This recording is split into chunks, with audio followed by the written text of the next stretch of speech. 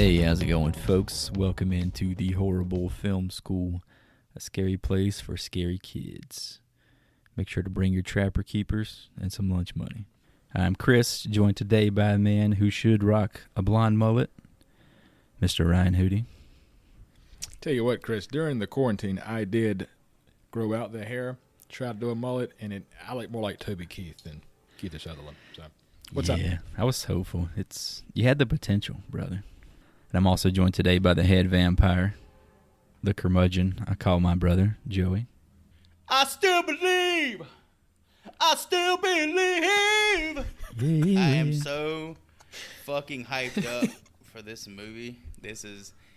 You're going to find out this is one of my favorite vampire movies and probably one of my favorite movies that I've ever seen. Today's lesson, how to choose the wrong stepdad.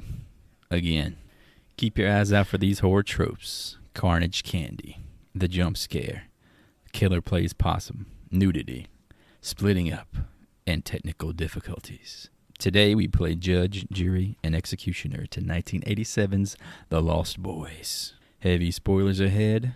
Grab that red rum bingo card and let's find The Lost Boys. Well, let me try to wedge Joey's favorite movie of all time into a synopsis here.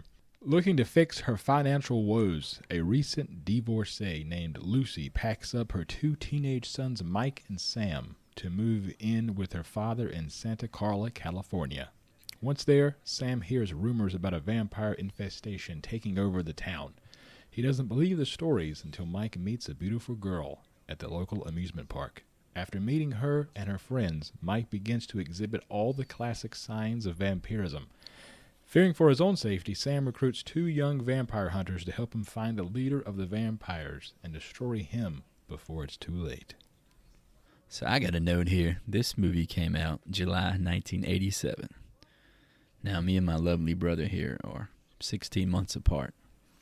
This came out 8 months after he was born and 8 months before I was born. So right there in the middle. So I'm thinking. Prophecy comes true. I'm thinking we may be the Lost Boys. Cry, little sister. Come in, my brother. Around The Lost Boys, it is considered a cult film, and I thought I would take a minute to just try to define what a cult film is, because I feel like it gets tossed around a lot. Thank you. I really don't know what it means, so you're about to educate me too. Cult films are known for their dedicated, passionate fan base, which forms an elaborate subculture, members of which engage in repeated viewings, dialogue quoting, and audience participation. I've never heard it laid out like that, but that makes a lot of sense. So, the director of The Lost Boys is Joel Schumacher, who also directed A Time to Kill and Batman and Robin. Flatliners, which is another horror film that's like heralded as being pretty great, along with Lost Boys. That stars Kiefer Sutherland as well. Kevin Bacon. One that I like that I think is pretty universally disliked. The number 23, starring Jim Carrey. It is definitely universally disliked. Just for that one song is the only reason you like it, dude. I love wanna that fucking tear you apart. shit. Is Yeah, I that from love that movie? Yeah. Yeah. That's Well, it actually was a good in the song. movie. I don't know if it was made for the movie. And he also directed a couple episodes of season 1 of House of Cards. He was also self-quoted as saying he has slept with between 10,000 and 20,000 men, which is fine. These are really high numbers. That's a lot of liquid, man. Anyway, Mike Emerson is played by Jason Patrick, who the audience might know from Speed 2 and Narc. I also got Speed 2 on here with a fucking question mark. Like, anybody's seen that shit? Cruise Control, I've never wasn't seen that the Speed subtitle? 2. I barely saw Speed 1. And I think to go from Mr. Neo himself to Jason Patrick minus the K, that's definitely a downgrade. It's funny that you mentioned Keanu there because I didn't put together the fact that they were in Speed and Speed 2. But my only recast in this whole project would have been to imagine Keanu Reeves playing Michael. That would have been awesome. That would have been great. Plus the Bill and Ted connection there. I thought it. You're a vampire now, dude. Oh, gnarly, bruh. Exactly. Next in the lineup is Sam Emerson, played by Corey Haim, who was in one of my favorite horror films, Silver Bullet.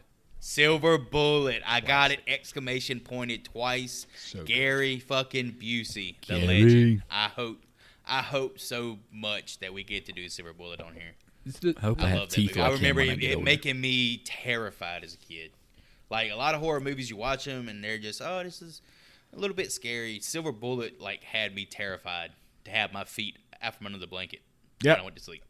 For a long time, I did not feel comfortable having feet out of the bottom of the bed. Nowadays, I'm a big boy and I can do that, but I gotta wear like socks. Next up is Lucy Emerson, played by Diane West, who you might know from Edward Scissorhands and The Birdcage. Diane West, ever since she was 25 years old, has looked like she's 45. However, Diane West has been attractive ever since I've ever seen her in a movie. Even when she's like, I think she's in her 70s now. Next up, we have Edgar Frog, played by Corey Feldman, who you might know from The Goonies, Teenage Mutant Ninja Turtles, and another horror classic, Bordello of Blood. Not to dwell too much on the Coreys. Corey Haim was an extra in Batman and Robin. He is in there for a split second. He was actually in the running to play Robin. Get the fuck out of here. No, he was not. Nope. 100%, man. He was. What the fuck? Are you fronting for Chris McDonald? Chris McDonald's a better actor than Corey Haim. I will say that right now. As an adult, You're I'm talking playing about Robin an adult. in a movie that's okay. And then we come to Joey's favorite person, David, played by Kiefer Sutherland. And I'm not even going to say what he's in, because Joey, you can just take over that. Let me go in it. Kiefer Sutherland also played in Stand By Me, Young Guns 1 and 2, Flatliners, A Few Good Men, Three Musketeers, Freeway. Three Musketeers, jeez. If you've forgotten about fucking Freeway, that's a watch. That's a $2 God. bargain bin find Creepy right there. as fucking Freeway. Also, A Time to Kill, Dark City, to name just a few. Just a few. He also just a few. Also voiced Solid Snake in Metal Gear Solid 5 Ground Zero. Last but certainly not least is Star, played by Jamie Gertz, who you might know from 16 Candles or Twister. Twister. The Suck Zone. Is there an F5? What would that be like? Finger of God. The amount of quotes and times you two have seen Twister is like, damn. That's a lot. I gotta go, honey. We got cows. VHSs in the mid-90s, man. We wore a few out. Most of the film was shot in Santa Cruz, California, and in fact, a valley in Santa Clarita near Six Flags Magic Mountain was used in order to shoot the scene with Michael and the Lost Boys hanging from a railway bridge.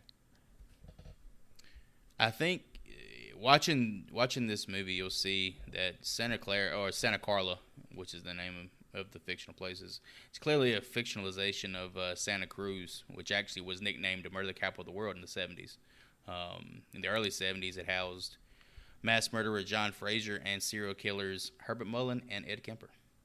That's a great dig. I did not know that. Wow, good old Ed Kemper. He's a nasty bastard. That's some last podcast on the left knowledge right there. Wow, okay. Deep dive. Movie was made for $8.5 million and made back $32 million. 87, that's pretty Score. damn good. That's pretty good. Success. The film spawned two sequels, being The Lost Boys The Tribe, 2008, and The Lost Boys The Thirst, 2010. Have either one of you seen this?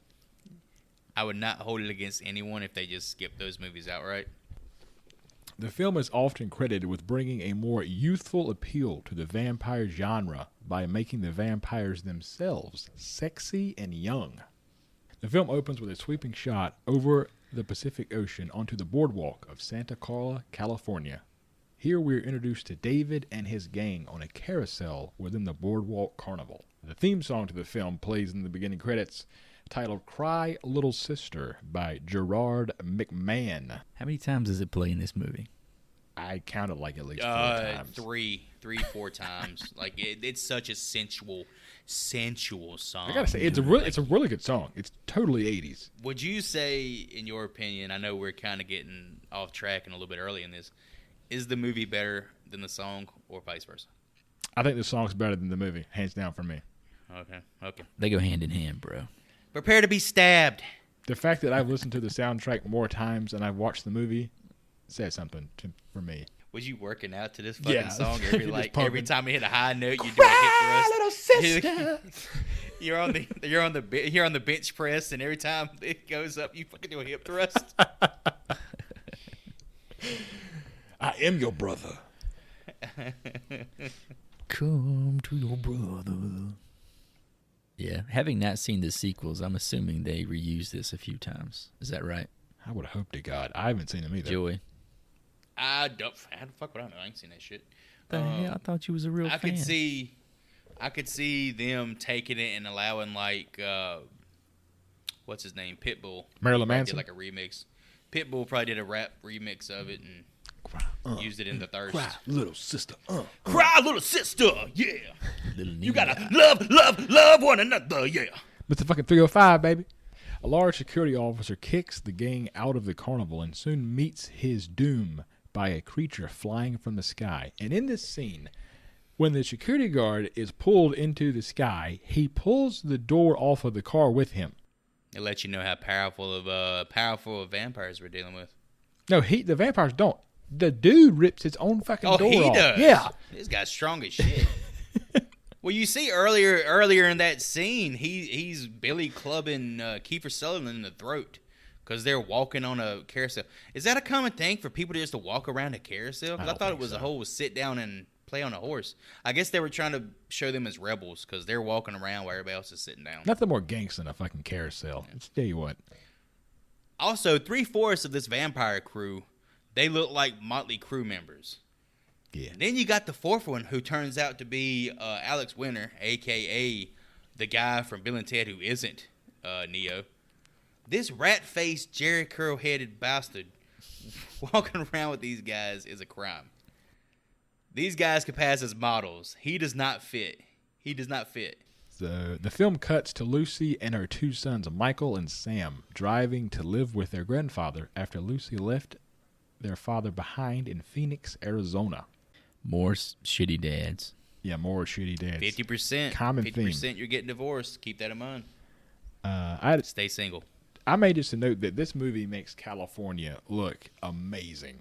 I'll also say that this movie makes mullets look great, too. This has got to be the best mullet I have ever seen. It's the only mullet I've ever been envious of. So the family arrives at their grandfather's house to find him playing dead. It's very strange. And Playing possum. Sam asks, if he is dead, can we go back home? He just got through mowing his yard, feeding his dog, and just passed out on the porch. I don't know if he had any grass in that fucking yard. As the family begins to move into the house, the grandfather tells Sam and Michael to never go into the taxidermy room or eat his double thick Oreos, which really creeped me out to hear somebody call those double thick Oreos. I don't know why. Yeah, that was weird. He means double stuffed, but no, they were double stuffed. It actually says it on a bag later on in the movie, but he called them double thick. It stuck out so much, I put it in my notes. I was like, why would you say that? There's actually a great quote, too, that he mentions right there in that scene. Sam is talking to his grandpa, about where they just moved to, and he says, "We moved to the murder capital of the world? Are you serious, Grandpa?" The grandpa says, "If all the corpses buried here were to stand up at once, we'd have one hell of a population problem." I mean, I think you can say that about anywhere in the world. The next scene that we see is the concert scene at the boardwalk, where we see a jazz/rock singer, shirtless, jacked, and oiled up, singing a very strange song. That is actually the singer of the song, Tim Capello, who is a real singer and is on the soundtrack. I still believe. The thing about it is, this shirtless, sweaty, saxophone playing motherfucker had people headbanging in the audience. That's fucking talent. I wasn't sure what he was. He's a jacked up sax player.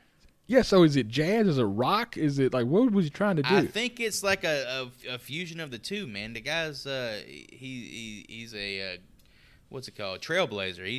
He's making his own way, you know. this launched Timmy Apello's career. Like, he really hit it off after this. I think he was in 3 or 4 more movies. I don't have any in my notes, but right there, pretty much every year after The Lost Boys for like 3 or 4 years, he was in at least one movie. I mean, this is the 80s. You got wrestling popping off, bunch of jacked up dudes. Tim's jacked out of his mind, probably taking the roids. Why not give him a call? So during the concert, Michael catches the eye of Star in the crowd, and he goes after her, boy. Boy, he starts gertzing all over his fucking britches when that one happens. That dude stalks her, man. It was kind of creepy. Yeah, it's very creepy in 2021. So while Michael is, to Chris's point, stalking Star, Sam visits the Boardwalk comic store and meets the Frog Brothers, Edgar and Alan. And then Michael soon finds Star hanging out with David and his gang. He gets played, dog. I don't know who's attracted to who more in this scene. Is Michael more attracted to Star, or is David more attracted to Michael? Yeah, he gives him this look when she's on the back of the bike, and they make the eye contact like, yeah, this is my girl. But it lasts for like a few seconds longer than that moment. They're like, but what you doing, bro? And while Sam's in the comic store, Mike's trying to stalk this sweet lady, Lucy visits the local video store to look for a job and meets Max, the owner, and they hit it off. Oh, baby. Fucking Max. Do With they his ever. big-ass jacket he was wearing. Did you guys notice that the I Still Believe song was actually playing on the radio while they were on the boardwalk? I did not. Like, they were doing like a live. That was the first ever live stream from a concert, I think, and was playing on the radio. Well, when the mom's walking around the boardwalk, we also have a scene where she sees a lady putting up like a missing persons poster, which we see all over the city because, of course, all the shit that's going on. So she's the wife of the security guard that we saw go missing. The fucking picture she puts up of the guy is him in his uniform. Him in his fucking uniform. His name's Vernon Beasley. I got him in my notes as Paul Blart. It's like, you were married to this man. This is the only photograph you have of him. It's not like she's all she's got. Instead of missing, it says, if found, don't tell me. So now we go to the next day. Sam visits the comic shop once again to learn from the Frog Brothers about the dark secret that lies below Santa Carla, which is vampires. They give Sam a comic book about the vamps and how to protect his family. I just can't believe there's a comic book about vampires and how to destroy them out there. I don't know. It was just like... Oh, they actually wrote this comic, I think. I think they was publishing this comic book. I think they had a side hustle. I know they worked there and they were vampire hunters as well. But I think they had their own little publishing company. I think this was Dark Horse before. Yeah, I like that. Before they become Dark Horse. Frog Horse. Like, they had their phone number and everything on the back of the comic. So it's like... Yeah, because the way it was even printed, it was like of higher quality than a standard comic book. Like, it was personalized almost. Yeah. And if you see it, there's a couple of scenes where it cuts to their parents.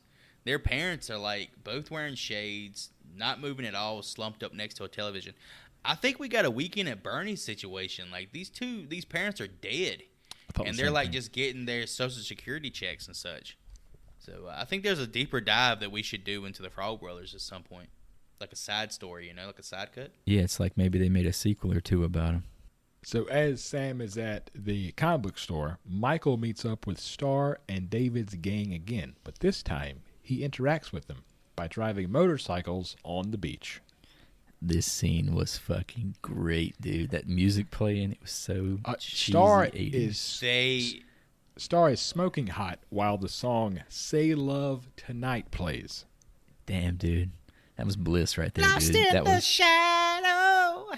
It made me feel like I was 17 in the 1980s, man. It was incredible. Dude, I wanted to get a bike and just pedal as fast as I could up the beach. And I mean, fucking motorcycling in the dark on the beach with all your boys. You about to go run a train or something? Jesus Christ. Well, I mean, they're going to go play on the train. Anyway. Here's the weird part about that scene. All right, the scene's great. It's fantastic. It's nice little. I don't really want to say montage because it's not.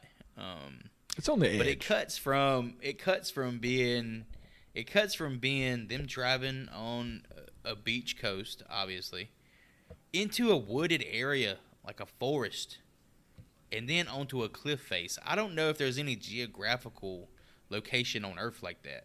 Well, at one point, I think David tells Mike, he's like, meet me up on the bluff. I'm like, this dude's been in town for like 3 days. Like, how does he know this place? That How was the my fuck question. does he know where the bluff is? But his ass just fucking jets there with him. He's been studying his grandpa's maps. I got a call back as well. That reminds me of a scene earlier in the movie.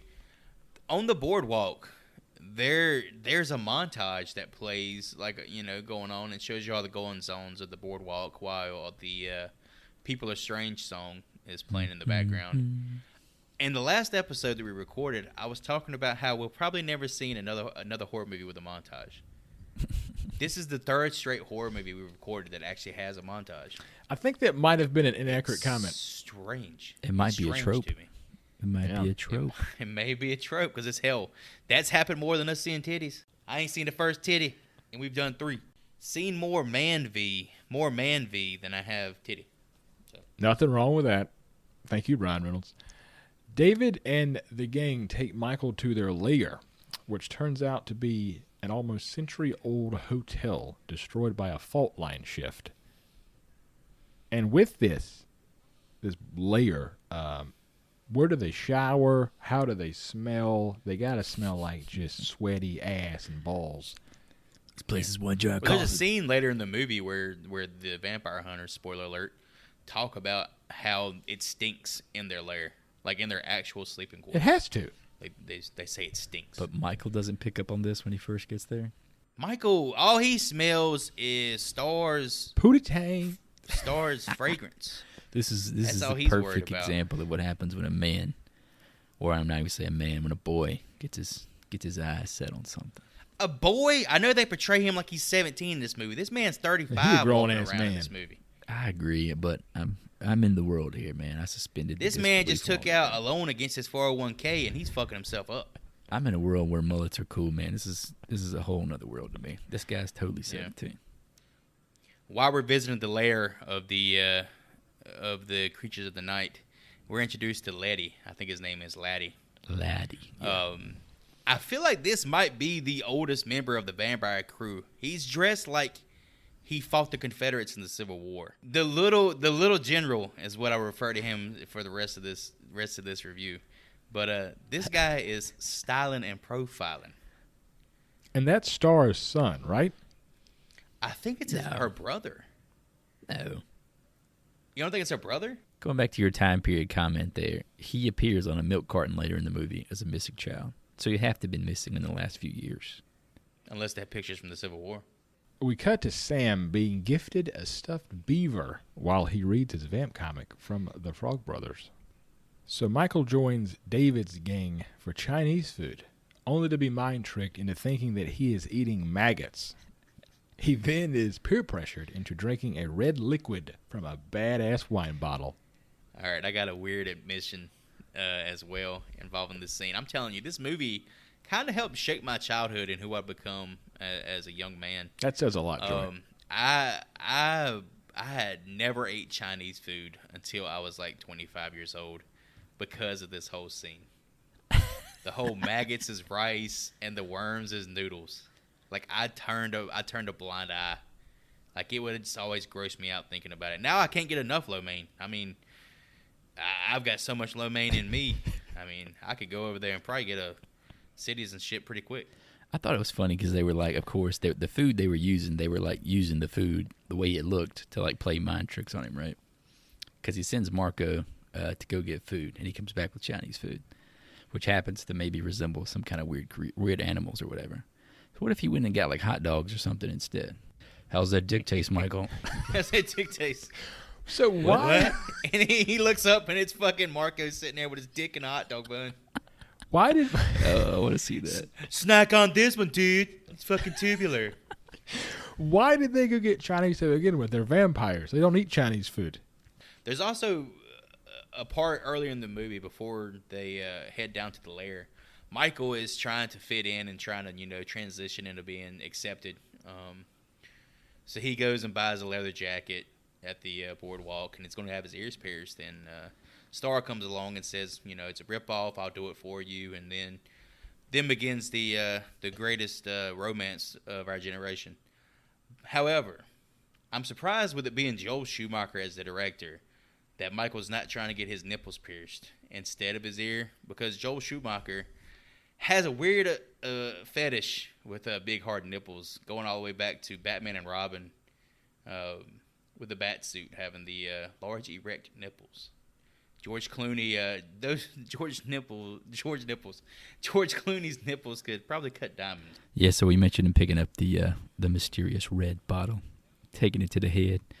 I think we have our second musical cue at that point for some Cry Little Sister, as Michael's getting fucking crunk. Dun, dun. Ow. Take me for a ride, Marco. And Star says, "Don't drink that. It's blood." He goes, "Ha! I don't give a fuck. Shit tastes good though." And the bottle was so ornately decorated. I was like, it was so what the badass. fuck? Who took Ornately the time to, decorated. It had a bunch of seashells fucking macrameed on it. It's like some craft shit. It's like some craft shit you'd see in 7th grade art class. That's what I'm saying. They went to Michael's and bought glue and shit to make this thing. Yeah, they got artsy fartsy. You know, they're vampires. What the hell is they don't have day jobs. Hey, they only had a $5 million budget now. They couldn't squeeze that in there. I'm saying they should have had a Dixie cup, drink this shit. So in order to test Michael further, the gang makes him hang from a train bridge while each gang member individually releases their grips into a foggy abyss. At the bottom of that canyon or cliff or whatever, there's probably a bunch of dead bodies of people who didn't survive the initiation. It's like your body rejects the vampire's cell or the vampire parasite, and you pass away, you die, you hit the ground. But Michael, he took it. He's starting his transformation as a creature of the night. Here's another idea, maybe, because they can all fly at this point. So maybe it's like a trust fall thing, like they were gonna catch him, but he had to That's what happened. Kiefer Sutherland caught him in his arms, flew him through the house. Why did we not get that then? That'd have been awesome. Kiefer being a little Superman action. Well, to this point, I know we've seen it so many times and know so much about it that we know these guys are vampires. But at this point, if you've never seen it, you don't know that, right? So Michael does fall into his own bed in his grandpa's house. And then Lucy gets asked on a hot date by Max, while Grandpa also gets asked on a hot date with a taxidermy customer, which leaves the house empty with Sam and Michael. So what do you do in your grandfather's house when the parents are away? Well, in Sam's case, you take a bath and you sing rockabilly. Well, he's taking a bubble bath, dude. He's soaking, man. He's had a long day. The weirdest part is his brother told him to go take a bath. I thought that was fucking bizarre. Go take a bubble bath. Make sure it's hot. Because they see the lights. Wash your stinky ass. They see the lights and shit outside, and he's like, "Sam, go take a bath." I'm 16. What the fuck are you talking about? This is the second movie where I've had to see a man take a bath, and I just don't get it. And we have another motherfucker going underwater backwards for some fucking reason, dude. Why are we doing this? So while Sam is taking a very strange bath, Michael begins to get sick as he starts to turn.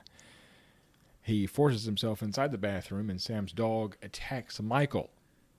Nanook. This is Nanook, which I looked up and is actually translated to Master of Bears in Inuit. Oh. Fuck yeah, I like that name. Nice. Pretty cool. He's a, Siberian Husky, I think? What did you do to my dog, you asshole? He bit me! So Sam confronts Michael, as I just alluded to, and asks what happened, and then they check Michael's reflection in the mirror to find out that it is quickly fading. You're a creature of the night. My own goddamn brother, a shit-sucking vampire. That was an awesome, yeah, it's an awesome light. Sam realizes that his brother is becoming a vamp and creates one badass garlic necklace to sleep with his mother. Wait, back up. When you say sleep with his mother, he means just sleep in the bed with her, spend the night. There's no weird Kevin Spacey shit going on. So Michael leaves the house after this altercation to meet up with Star for one saucy sex scene. Oh, goodness gracious. Dude, to cue the fucking music again. Does it play here too? During the sex scene? Yeah, it plays here. Yeah. This is probably the best use of the song. Last fire will rise.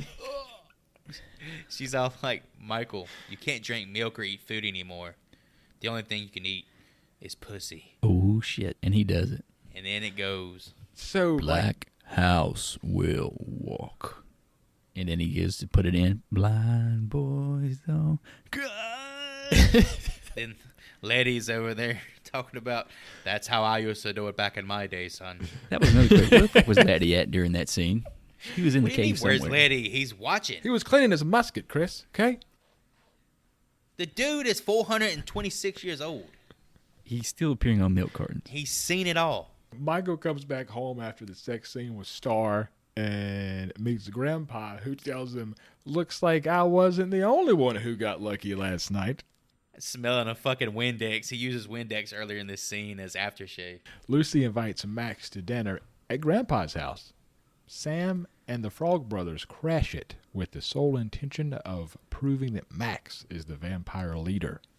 So Max shows up to Grandpa's house. Michael invites him into the home, and the Frog Brothers give Max garlic, holy water, and flashes a mirror in front of his face, to only find out that he is not a vamp.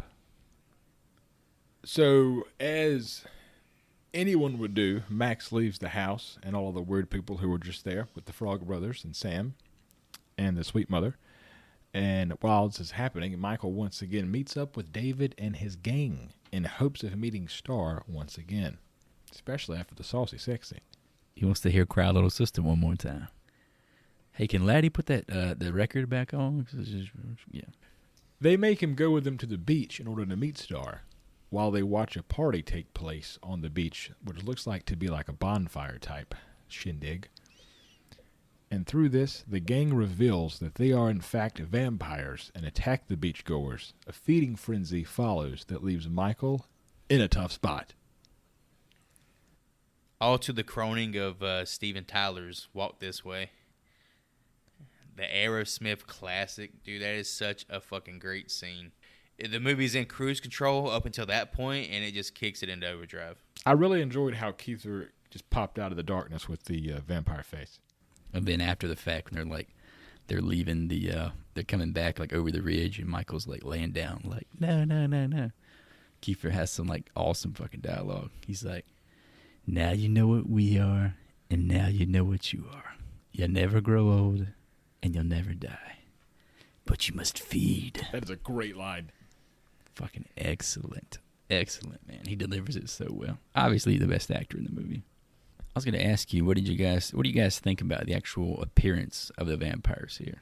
You mean like their actual physical appearance, like the super defined lines on the face, but I think the eyes almost look feral, you know, like you know, a cat. And then the fangs, the way the fangs are set, I think the fang set is great. All right, so Michael goes back home only to be met by Star as she flies through the window right in front of Sam. Star informs Michael that it was all planned and that she was supposed to bite him in order to complete the turning process. However, she cannot because she cares too much for Michael. It's weird how that plays out because she says that you're supposed to be my first victim. Like, I think she was supposed to kill him, but it quickly turned into him becoming another member of the vampire squad. Like, I don't know where David actually made the decision, like, hey, he ain't gonna be your first meal. He's gonna be, you know, one of our crew. When they go to the bluff, right, and Mike stops his bike at the last second, Kiefer gives him this look, this fucking great look. How far are you willing to go, Michael? That was a good line. I'll go as far as you take me, David. The vampire kill squad is soon assembled once Sam realizes the vamps definitely do exist in California. The team consists of Michael, Sam, and the Frog Brothers as they set out to kill the leader of the vampires. Michael takes them to the abandoned hotel/lair, and they ascend into the depths, only to find David and his gang hanging from the rafters. That's what this place is. It's one giant coffin. One giant coffin. They make a note saying it smells like shit in there, too. What did you guys think of them hanging upside down like vampires hanging upside down like bats? Yeah, with bat feet. I don't see any negatives behind that. I think it was kind of unique to see something like that. Like, yeah, it's kind of weird. Like, when did they put their shoes on and off? Did we ever see them barefooted, I guess, at the beach? because they weren't transformed. Like, the face was still human when they were doing that, right? When you think about it as well, too, like when they're actually like pulling people off the ground, because there's several moments throughout the movie, you know, the first hour of the movie where we're not seeing them as bats or as vampires or whatever they take the form of, but they're picking people up off the ground. So I'm assuming they're using their feet to, you know, snatch people up off the ground. Those talons. You know, and carry them off. That's a good point. So imagine, like, going back to the lovemaking scene. You cannot like, stop thinking about let's just this say, man. Give it up. Give this. old Gertz up. No. Let's say that Star has fully transformed at this point, and Michael's like they're going through the motions and everything, and he goes to pull her socks off, and you see those bad boys. What do? Do you stop? She's about to make some money on OnlyFans with them feet. She can do something with them feet. I think at that point, it's just the rose-colored glasses, man. Mike is just gone. Like, this is 95% very attractive woman, so I'm gonna go with that. Yeah. Yeah. We're just gonna go with these feet. Let's Put those socks back on. It's okay. So while the gang finds the vampire crew hanging from the rafters, the Frog Brothers assemble and kill the gang member Marco with a stake through the heart while the other vamps sleep. Gone too soon. R.I.P. Alex Winters Marco. Yeah, they actually make a note like, all right, we're looking for the head vampire, so let's start with the smallest one. Why would you not go? Let me go with the one who has the coolest haircut. Logically, obviously, you got one about 4 chance, but you're going to take the one guy who's got a fucking Jerry curl? It's always a Jerry curl. They should have stabbed 2 at once at least, just to bump the odds up. So by killing Marco, this wakes up the other vamps, and David chases them through the hotel, only to be burned by the bright sun as he grabs Sam by the leg. I thought it was a cool scene. Yeah, the tear coming down his eye. Yeah, it's pretty great. The whole tear thing, that goes back to the humanization of them, I think. I mean, yeah, they're monsters, but at the end of the day, it's like, I don't know if the tear comes from the fact that he just got burned or that one of his, you know, buddies just got murdered. I don't know why I'm sympathizing with the vampire so much, but I am. He starts laughing afterwards, so I'm thinking it's the pain from the burn. A montage begins of the preparation Gonna be a montage of vampire preparation at Grandpa's house, with one particular thing being holy water and garlic being filled in a bathtub. Yeah, they actually go to a baptism that's ongoing, and they go in the back and just start filling up canteens. They're putting it in water bottles and all sorts of stuff. Then they go home, and when they dump it out, it's like they're putting garlic in there as well. It's like they're making a soup. The scene in the church is great because it's played with no dialogue. Like, no one says anything. It's just like awkward glances. Like, David and his gang do come at night through the fireplace, which I thought was just a very strange placement, to seek revenge for Marco. Why would you come through the fireplace? because this shit's fire, dog. Here's Santa. Of all the places in this house, you could put door, windows, anywhere. Fireplace. Maybe they were like in bat form, like bats in the chimney. One of the vampires attacks the Frog Brothers, only to be saved by the dog, whose name is what, Joy? Nanook. Nanook. Pushing the vamp into the holy water / garlic-filled bathtub for a pretty brutal scene. This dog comes in clutch so often in this movie, man. It's great.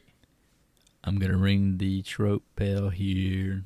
Oh, my goodness. I thought we was going to go the entire movie without a single one. No, we got one, buddy. I'm going to say the killer plays possum. Red rum! Red rum! Because old dude chills underwater for a few seconds and then does the pop-up. Yeah, I guess I can see it. I mean... Makes sense. Does the Yeah. pop-up. And I'm also going to call Carnage Candy. Red rum!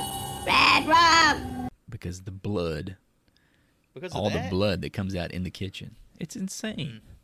Yeah, I guess that is. Yeah, There's true. like gallons of I Evil really- Dead level blood coming out See, of the kitchen sink. At that point, in terms of my note-taking and stuff, I'm too into the movie to even take notes. Joy is Like, lost literally, in this my favorite film. last note is about him eating Star's pussy.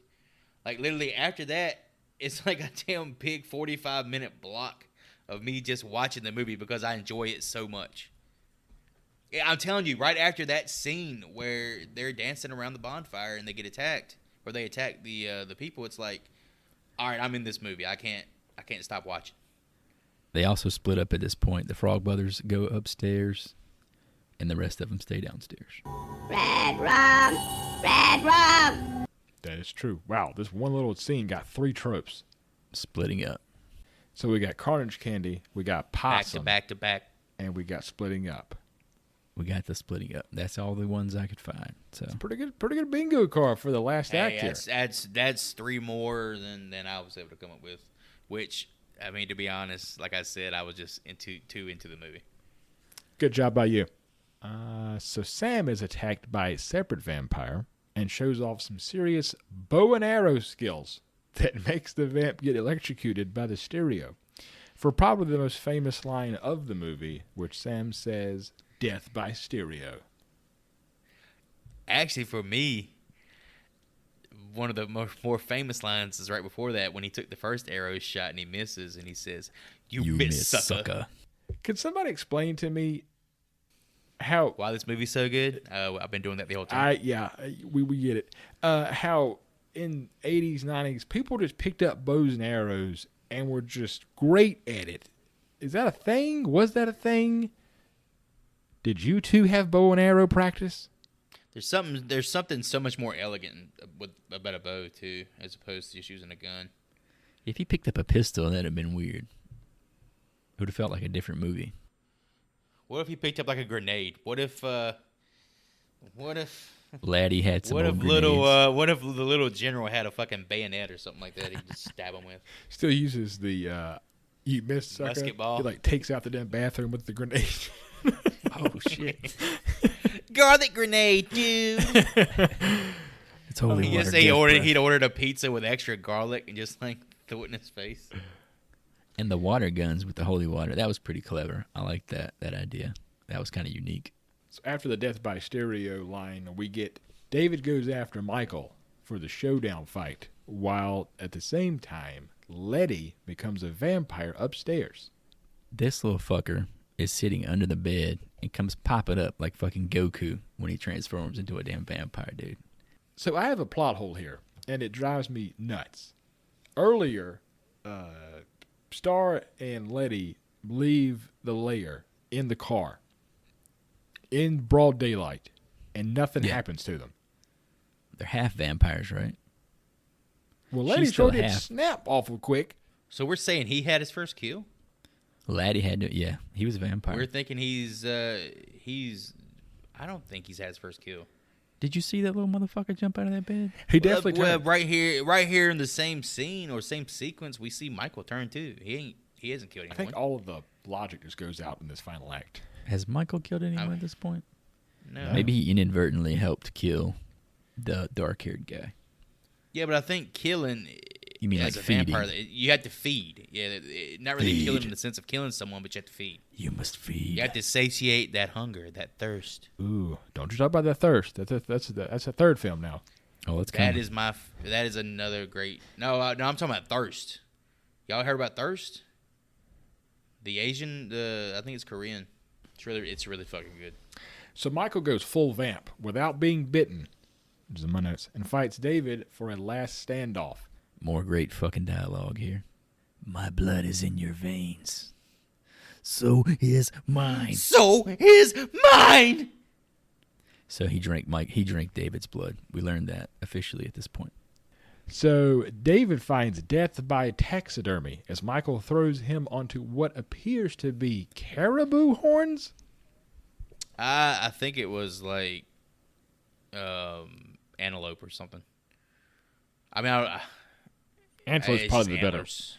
What the fuck is a caribou now that I said that? I think a caribou is like. I think it's like just a giant deer. It's like a skinny moose, right? But I don't think they have sharp horns. I think they have those like Rounded. rounded fuzzy horns. Depending on But what I think it's like antelope. animal it is. Where did Grandpa in California get those horns at is what I want to know. Yeah, that was something I talked about. Grandpa's a beast, man. I got a note here that when David is spiked, the grandpa's off screen. He's watching. He goes, "Now that's what I call double penetration." And that kills David. I'm unsure how that works either. I think he just got impaled in the chest, like through the heart. Oh, okay. I guess it acts as a stake then. Lucy and Max soon come home. Yet acts as a stake. It's a fucking sharp object. I mean, It's got to be a piece of fucking You think it wood has to be a cut this piece of fucking wood?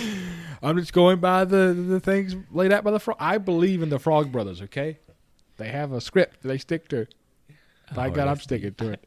I think the Frog Brothers, at this point, we realize this is the first vampires they run into. They're not really an established thing. I think this is like, oh my God, they are actually vampires, so now we have to do something.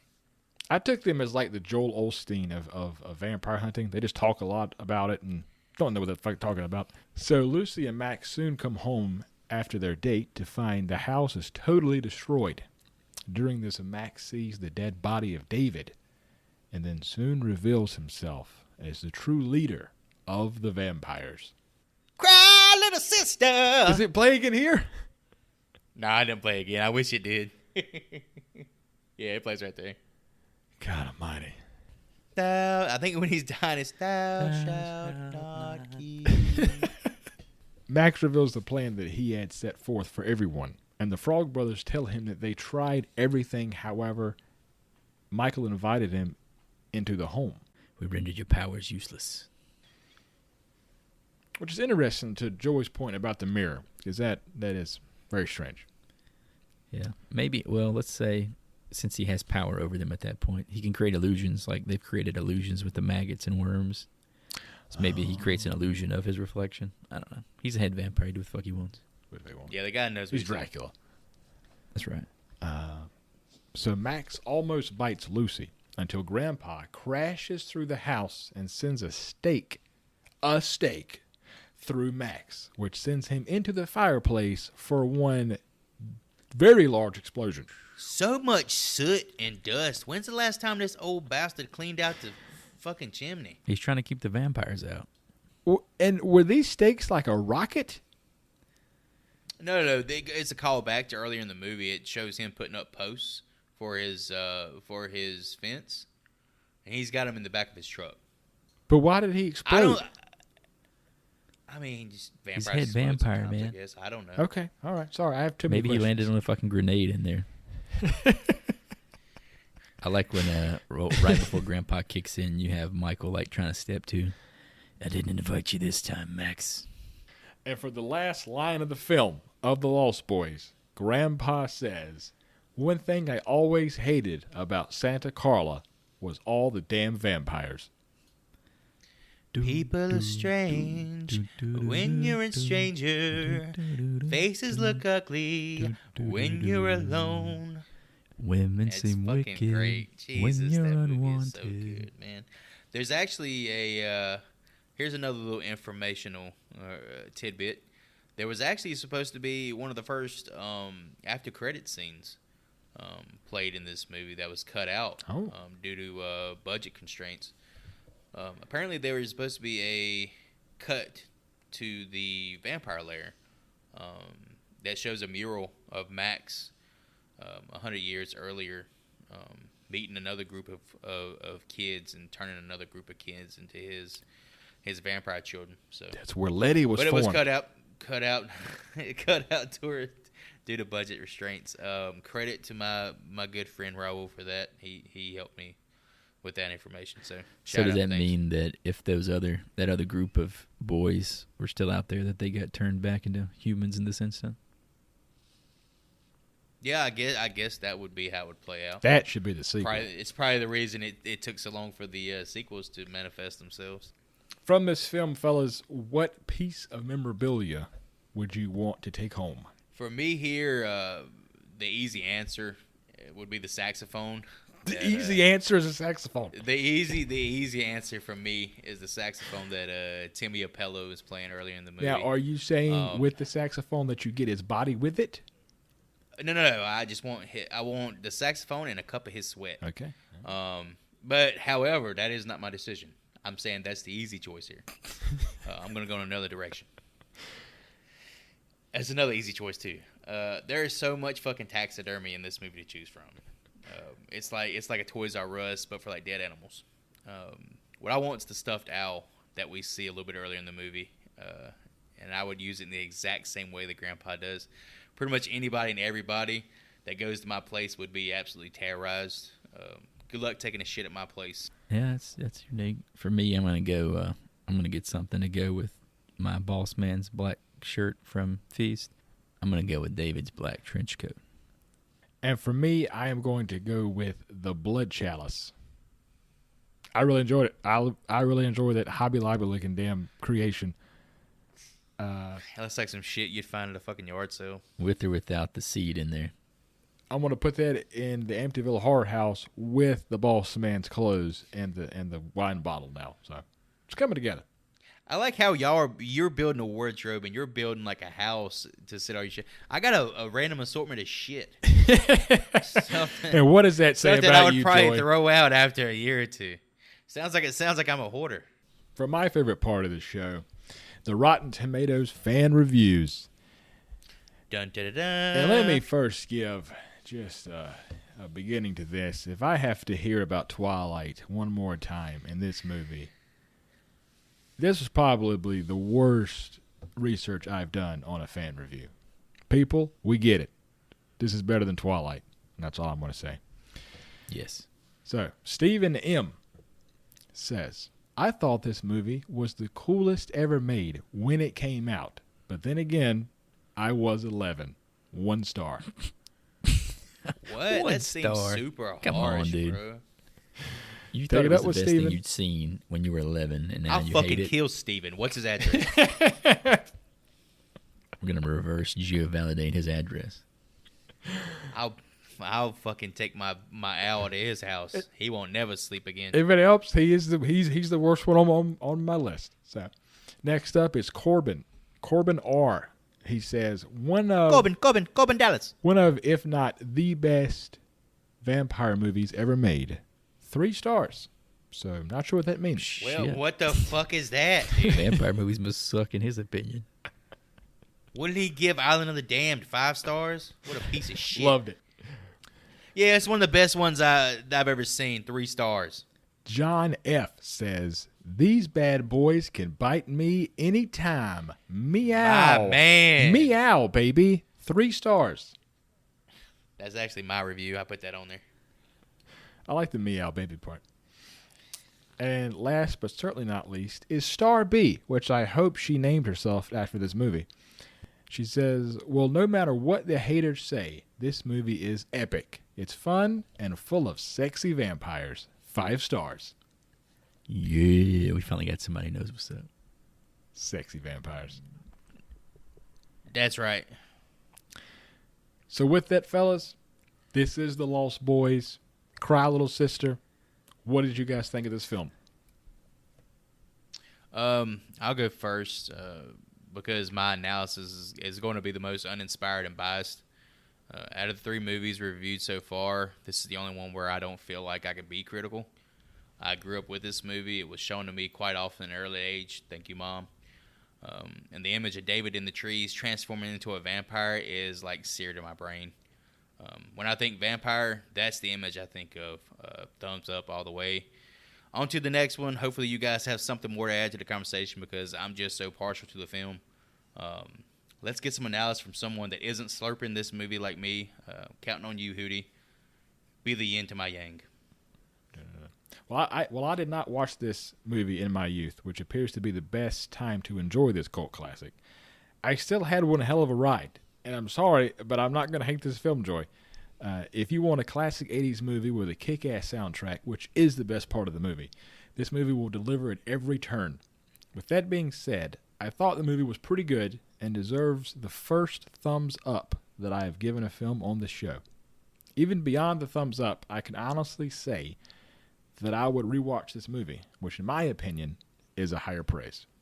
Yeah, this is going to be boring, but as Joy alluded to, this movie was on TBS about every other week for TBS, about 10 years.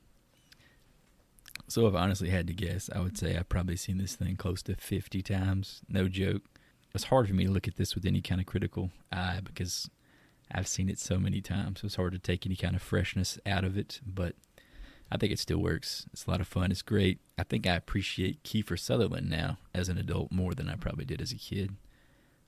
I guess then I probably related more to like the Frog Brothers and Corey Haim just being goofy kids and stuff. I guess more of like the Goonies side of the story, like the adventure plot. Good vampires. They look cool. They're unique. Just great music, man. The whole scene of them perched up on that tree. Highly recommended for me. I love it. It's great. So with that, Chris, where can the audience find this film? Where can they consume, feed on The Lost Boys?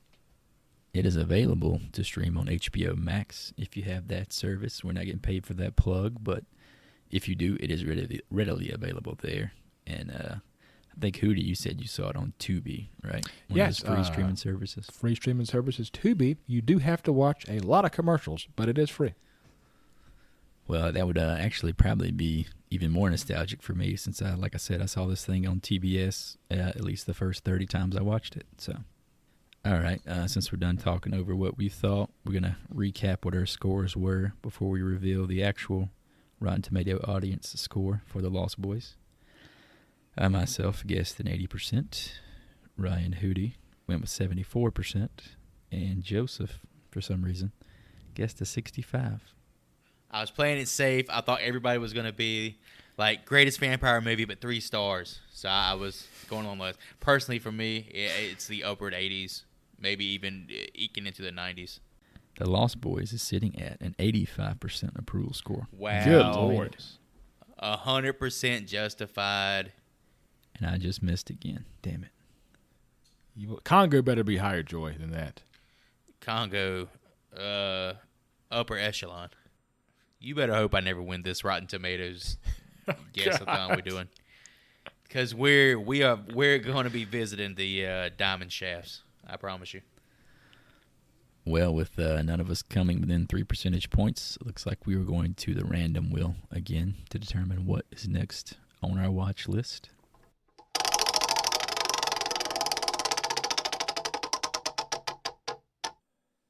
The wheel has been spun. So the random movie for the next episode will be Phantasm number 2. Let's go. This movie is so good. I am hyped. 1988, man, the year I was born. Oh, this movie. Yeah, Don Coscarelli, greatest director of that time period. I have zero knowledge about this film. I have no fucking clue. There's about this been movie. 5 of these, and this is also a cult following movie. The last film was a fan film. I am fanboying out over here for Phantasm. Well, all right, folks, we're going to watch the trailer real quick here. If you want to pause and watch along with us, we're just going to watch the default trailer on IMDb. Phantasm, the delusion of a disordered mind, a phantom, a spirit, a ghost.